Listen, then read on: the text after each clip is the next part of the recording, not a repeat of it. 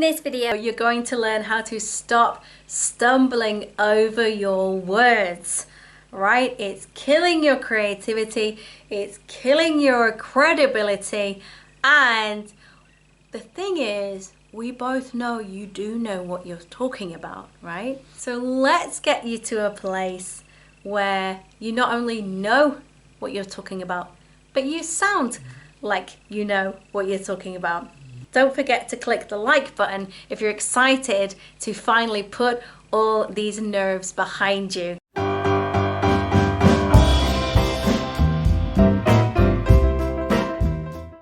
Don't you just hate it when you feel like you've prepared for something, but it's still not quite going to plan because your nerves and get the better of you? I'm a little bit self-conscious right now on camera, only because I've got a little tuft of hair and it's kind of not doing what I wanted it to do. Because we're in lockdown times, I don't have access to a hair and makeup artist, and that I would love to have. Nonetheless, I know you need my help, so that's why this video is dropping in the middle of COVID-19 with imperfect hair, and this is a meta lesson for you. You don't have to be perfect to succeed. You have to take action, you have to grow, you have to push yourself, you need a little bit of courage and a lot of guidance, okay? So that's what these videos are all about. Let's get stuck in. Today we're gonna build a very, very solid foundation for you so that the next time you have to present, when you're put on the spot, you're not only prepared, you might even find that you enjoy it, okay? Now, what we're going to do today is get stuck into how you can approach presenting in a new way that's going to be a bit more empowering. I'm still noticing this tuft. I'm not happy with the tuft, but it is what it is now. So often when we hear about preparing, you might hear it 3 times, isn't it? You know, preparation, preparation, preparation, right?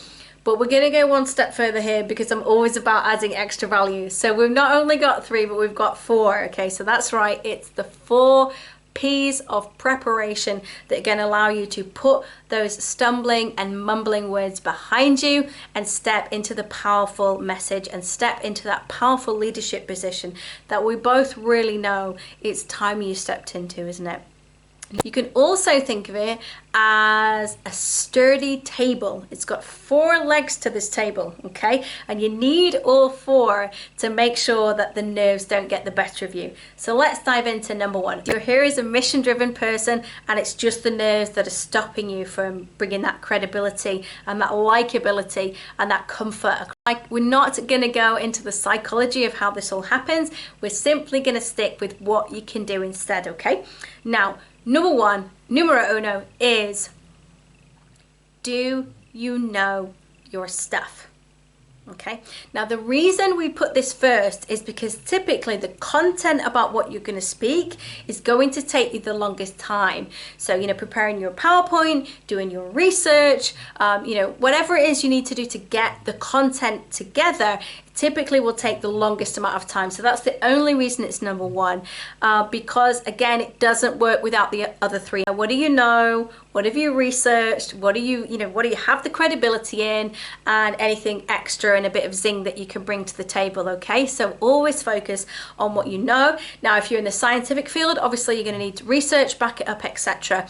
The reason that I'm qualified to talk to you is that I've been presenting over 25 years in front of, now it's probably more than 100,000 people, whether it be, you know, I performed on stage for years, I sold door to door, I sold telesales, I presented in front of hundreds of people at conferences, etc. Okay, so my experience is from doing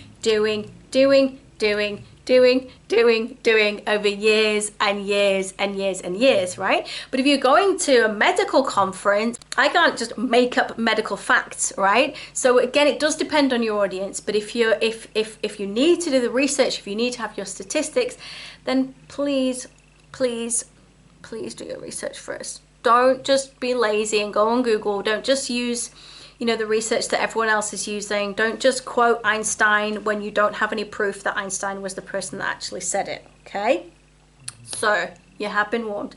Einstein did not quote about compound interest, nor did he quote about the definition of insanity. So if you're seeing motivational quotes from people that are quoting that kind of thing, they're not doing their research. So don't be that guy and don't be that gal, okay? So do what you need to do, get it prepared, and then you guessed it, and this links back to last week's video. You'll see a link to this at the end of that around we've got to get you prepared, we need to get you timed. So you do need to run through your speech, and you do need to time it, you do need to pace it, and you need to get your cards and things ready, okay? So if you're presenting for 8 minutes, but you've only got 5 minutes of material, but you think it's 8 minutes, right? You need to record it and watch it back. So prepare your material, rehearse your material, time the material, okay? And as Phoebe says in Friends, always back up your backup, right? So if you're taking the presentation on your laptop, take it on an external USB as well, so that you can plug it into someone else's, right? Backup, backup, backup. If you've got cards, maybe have something on your phone as well. However you're going to do it, always try and take a backup, because you will regret it if you don't. I've been on numerous gigs where I only had one piece of equipment, and one time a piece of equipment did fail and I did not have a backup, and it was a big prestigious gig at Manchester United. You've probably heard of them. It really was quite a stressful night, not being able to have the backup. So don't do what I did when I was new to big corporate clients, back up your backup, guys, okay? One in the queue is you want to take care of it. So make sure you're dressed appropriately, hydrated appropriately, nutritioned, is that right? Nourished, that's it, nourished. Nourished correctly, okay? And then also, when you step up there, again, do you need to put your phone on silent or airplane so that it doesn't go off halfway through? Just so every little thing that you can do to make sure that you can be centered, you can breathe deeply, and you can crack on, because you know that all the fundamentals, if you will, Maslow's hierarchy of needs, all those are done. So you want to kind of tick those off. So anything that you think that could go wrong, try and have a backup for it. Always look in the mirror before, because the last thing you want is there was something in your teeth and it was on video, right? Or you had a sort of weird thing, or your tie was wonky, or whatever it is. So just do that final check in the mirror, please, okay? And then again, when you watch it back, you're not going to have as much cringeworthy moments, because you know that you were settled and you were calm and you did everything in your power to make sure that you're comfortable, okay? Is this making sense? If these 4 presentation P's that were halfway through are making sense for you, don't forget to write a yes in the comments and let me know.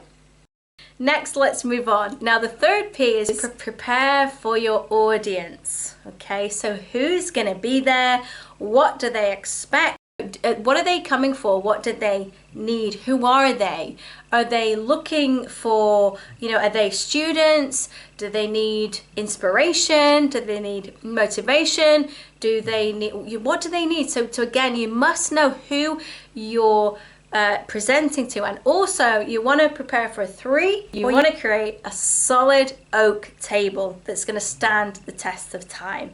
So that's the way to think of these 4 P's, the 4 ways to present, and the 4 P's of presentation, okay? And these are really going to help transform you from a bit of a stumbling mess to being able to, maybe you won't enjoy it, but you will be able to calmly, in a collected way, gather your thoughts and deliver what you need to deliver, okay? You can think of them as a 3 or a triangle again, okay? So firstly, you've got the people that you know will be there, your expected audience, what you've been told about, okay? So the demographic or the group of people that you know are going to be there, or you're pretty much guaranteed are going to be there. So you want to have material that's prepared for them.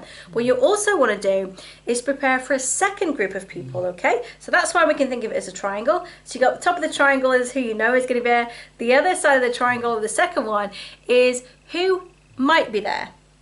Based off who you do know is there, what a sort of secondary group of people. So let's say, for example, you've been booked to speak and you think it's to a group of business leaders.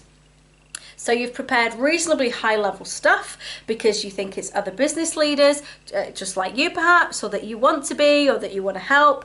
And you get there and they're not quite business leaders. Maybe they're new to business, or maybe they gave up businesses and now they invest in businesses, or maybe they've inherited some money and they want to get into business, or maybe they're, you know, brand new entrepreneurs or just out of university and looking to make a quick buck, you know. So think of, as well as who you've been told is listening, think of who likely could be another group of people of listening, okay? And that's because, again, it gives you the flexibility so that if you're given a curveball, you've got some room to maneuver because you're already pre-planned that you can turn, you know, left, or you can turn right a little bit, okay? Or to your left and your right? Okay, good. Now the third group of people you want to plan for, the triangle, it's the other corner. Is there a corner on a triangle? The other side of the triangle. Who in your wildest dreams do you hope is there?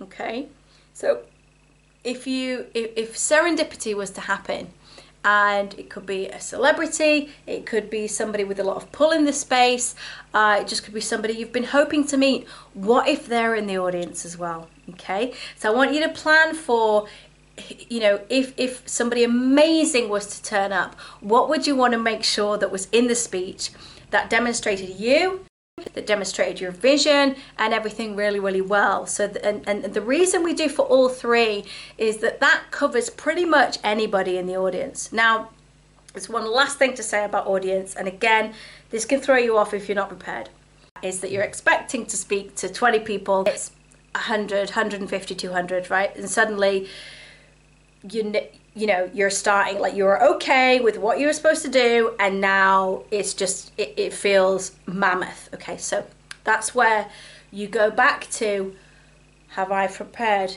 Yes. Do I know my stuff?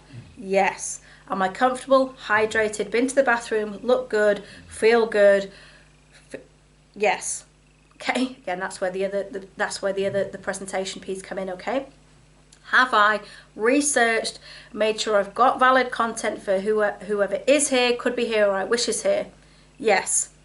Okay, so you can have an intelligent dialogue with yourself, so that if adrenaline starts to be triggered by your body, you can bring it back and you can say, look, I've prepared for this. This is how I've prepared.